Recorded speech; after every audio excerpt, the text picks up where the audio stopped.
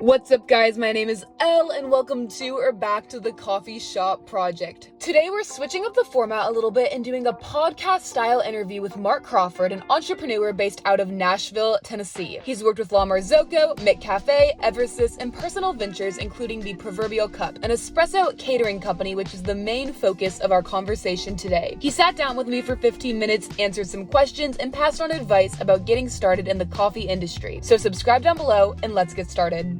So the first question that I had to ask you was, when you decided to tap into the retail coffee industry, why did you choose a catering business? No, that really is a good question.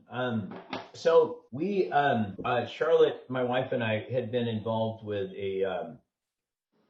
starting up an espresso machine manufacturing company. And when things kind of came apart with that, I was talking to Joe Monahan, who was the president of Marzocco North America, and not at that point he wasn't actually, but he was kind of my idea guy. And he said, we were in Seattle, and he said, you know what Seattle really is lacking, and this is actually in 1990, believe it or not. Wow. What Seattle really doesn't have is somebody that's focused on espresso catering. So we just decided to double down and to do that. So we did that, and then we shortly after that was a time when Seattle had street carts going on. So we had 2 carts in different parts of Seattle, every day on the street too. Anyway, I got to give Joe Monahan the credit. So were street carts, did that used to be a big thing that I've missed or never seen before? It was as big as in the Northwest what drive-throughs are now in the Northwest. So it all started with carts that were very cold and very wet, and many times a year pretty problematic. But yeah. So moving out of why you started, how hard is it to start a coffee catering business without a ton of connections where you're getting started? It's super easy to start it. It's really hard to make it successful. All you need to start it is, a one group 110 volt machine and a folding table and your mom's minivan. Yeah. But after you do that and you realize how hard wow, this takes us an hour beforehand, an hour afterwards. There's all this cleanup time. So the physical starting part isn't that hard, but then making it work has 2 different large buckets, right? So one big bucket is, how do I have the relationships to make this work? And the other is, how do I actually make this easier with some kind of vehicle that actually makes more sense so that I don't have as much time? So on the first hand, the best way to do it is the best way to promote anything. You volunteer it, you pitch it, you say, I'll do this for free, and you get it in front of people, because obviously when you start, you have 0 credibility, right? Yeah.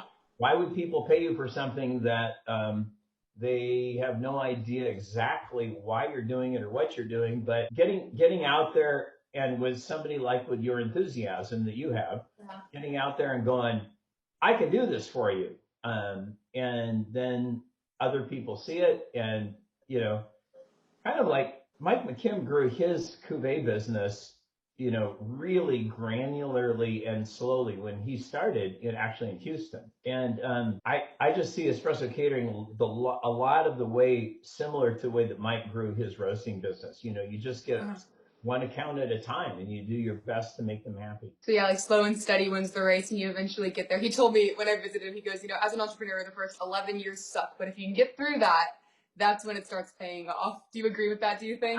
I love that. I mean, some people can do it and, hit gold, but the way that I have done it is similar to Mike's. I mean, trying to figure it out for the first number of years. So then when I was talking to him, my initial thoughts were to do a food truck, because, you see them on social media. They're super cool. And he wasn't super pro doing a food truck because you can't sit and hang out. What are your thoughts on the food truck industry with coffee? I've helped a lot of people start food trucks. I mean, it seems kind of silly, Ellie, but it's been over 30 years. We actually had a demo, a Winnebago, 23-foot Winnebago that we had outfitted with machines as and a huge generator as a demo unit. So it's a very narrow window what works with a food truck. The more food trucks are happening, the more there's a chance for a coffee food truck to work. But like Mike says, I've seen far more not work and make money than work, and it's expensive. I mean, Yeah. I know that, I had friends in the Tampa area called Buddy Brew, and they outfitted a beautiful food truck, and I'm sure they paid over $100,000 for it. But they had it on a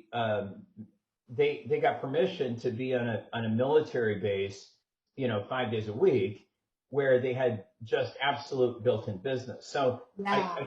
I think the goal isn't to do a food truck. The goal is, how do I take advantage of this opportunity? And as a food truck, the way to take advantage of this particular opportunity X that I have. So it's building up like a clientele, regardless of like whatever outlet I pursue or someone watching this pursues. It's about building up the clientele and the reputation. Yeah, and what are the resources that I have to begin this endeavor? I mean, do I really need to get a day job for 3 or 4 years to be able to earn the money to do this? Mm-hmm. There's far more people in the coffee business that lose money at it than make money. I've heard though, with initially like just buying the coffee drink, regardless of like the brick and mortar building, coffee has a high profit margin. Does that translate into coffee and espresso catering? That's a good question. Yeah, yes, it does. I mean, it does if you're charging enough for your events.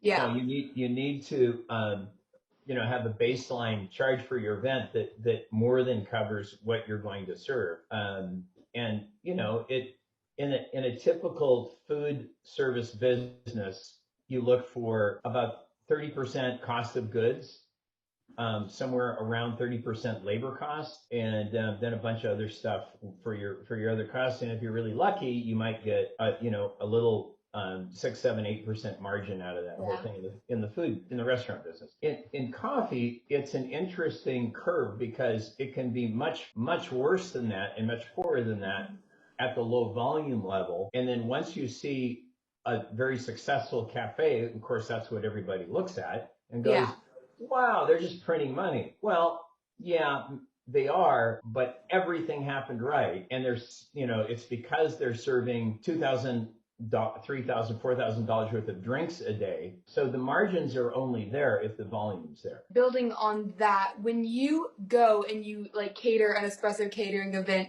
do you obtain a lot more clients through that because they learn about your company by seeing you there? Yeah, actually, so as you know, Max is running the business now, my son, and he's been at it for a long, long time, and now he's taking it over. But I would say the majority of his work comes from referrals. And then our clients, like I saw that you also roast your own beans and have all of that good stuff.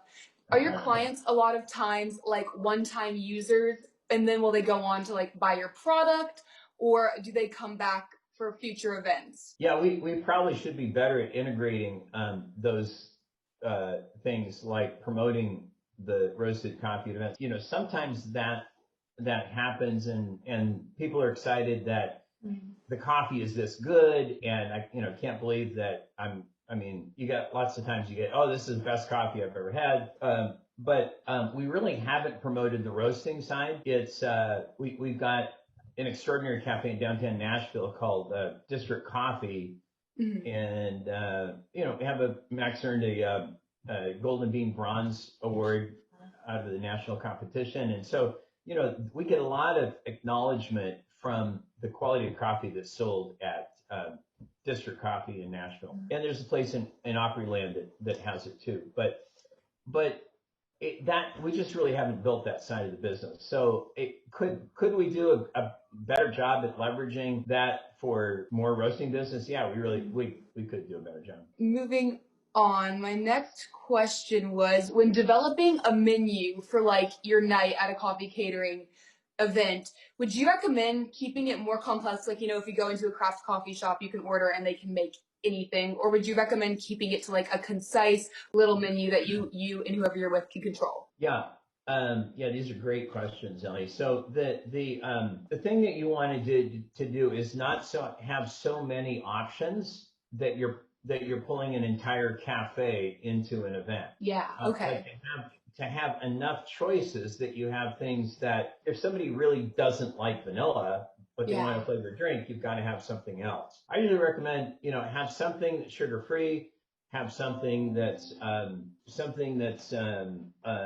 basics on 3 or 4 basic flavors, and then of course, somebody doesn't like coffee at all, you've got to have something else. Oh, that's interesting. I didn't even think of that. And then would you recommend, so like, I know at weddings they'll have like signature cocktails you can order and stuff like that. Would you recommend having kind of like a menu of special drinks that they can mess with a little bit to make something special just for them? Yeah, absolutely. So, that's something that you can ask the bride and groom, what do you like? And then are your clientele, is it typically like weddings and baby showers and graduations, or more like corporate company stuff? Well, pre-COVID and COVID are 2 different times, for sure. Pre-COVID, let's focus on that. Pre-COVID? Pre-COVID.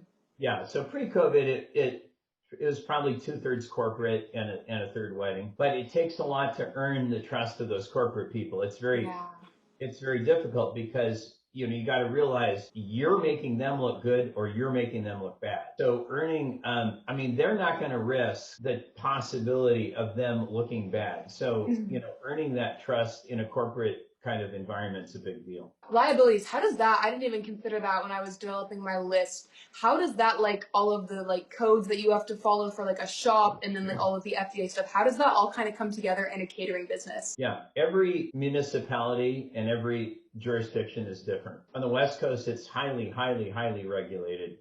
And you've got to conform to, the health department standards, mostly health department. You got to have a business license anywhere, and then you've got to comply with whatever the local health department jurisdictions are, and every one is different. I'm trying to remember. I remember hearing when the Nashville, maybe it was Williamson County where we are, but the health department was actually formed within my lifetime. Okay. Every place is different. And then you said that you've done a little bit of, you do more corporate now, pre-COVID, of course, and then some ones for just like personal things. Would you recommend branding yourself around one of the two and making that niche, or does that pigeonhole your business? Yeah, I think you want your branding just to be around the coffee event service. Okay.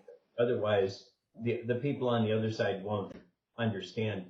It's really the same service. I wouldn't see any good reason to be, we're the wedding guys. Okay, that makes a lot of sense. And then could you see a coffee catering company, like, let's say I start one and I get my table and my espresso machine and I do it for a few years. Could you see using the clientele that you've built through that and turning it like ultimately into a brick and mortar store that's there permanently that you serve your stuff at? Yeah, because you're going to get some raving fans and that love what you're doing, and so whether it's a pop-up location or a brick and mortar or but yeah, it's a great kind of proving ground to do that. They're entirely different businesses. All of the infrastructure that you develop for your catering is really entirely different than what you do for a brick and mortar. So you have to look at it as a whole separate business, but it's a very good stepping stone to develop cash flow, develop a business, develop a bank relationship, so that you can then get loans, because if you've been in business 3 or 4 or 5 years, you can now qualify for bank loans if you've shown that you're actually a viable business person. Okay, and then the last question that I have listed out was that when I choose my like roasts and syrups and milks, do you recommend keeping that pretty consistent and not switching it in and out? Or is it okay, like let's say I started by outsourcing my roasts, but then 5 years down the road, I want to roast my own? Is it bad to switch that out? Well, I don't think so at all. And I think it helps to get started to have a known brand of coffee to begin with. So you could say, I'm using, in Atlanta, I'm using Batdorf and Bronson, or I'm using Thrive coffee. I'm using something that everybody knows in Atlanta. But no, I don't think it's a very natural progression for people to start roasting. That's all the questions that I have listed out. Did I miss anything that you think you should share? I guess the thing about catering overall is it's a lot of lifting, it's a lot of hard work, and so that's why Max is doing it instead of my wife Charlotte, who decided she was ready to not do all the lifting, and it's something that it's the corporate events are during the week, of course, and the weddings are evenings and weekends. So if somebody really likes coffee and they like doing coffee and they like providing all that surprise and delight that you get to provide people, it's a great thing to do. If somebody just really sees it as hard work, they're right. It's a lot of hard work, but they got to really, I'd say they really got to have a passion in really wanting to do it enough to make it because it's not convenient. That would be my last observation, I think. Okay, well, thank you so much for taking the time to do this interview with me and answering my questions. I really appreciate it. And then, do you want to plug any of your Instagram handles or brands for your son or you that I can link down below and pop up on the screen here? Sure. Well, my day job, we didn't really talk about that, but I work for a Swiss company that makes the most advanced machine in the world, and that's an awful lot of fun. That's called Eversys, Eversys. They got lots of online presence with people like Matt Perger, world barista champion out of Australia. And then Max's company is called Proverbial Cup. And I think he's got a pretty good presence on Facebook, YouTube, Facebook, maybe both. And then our little farm out here, I don't know, you can see, well, maybe you can. Let's see if I can show you. But we've got a lavender farm here. Oh, wow. There's some of it. It's so pretty. And that is Tea and Lavender, and there is an Instagram page for Tea and Lavender. So. Thank you so much for watching this episode of the Coffee Shop Project, and special thanks to Mark for taking the time to be here. Links to all of the businesses he mentioned are listed below, so be sure to check them out. And while you're there, don't forget to subscribe. I post Wednesdays and Saturdays, and I hope to see you there. Bye, guys.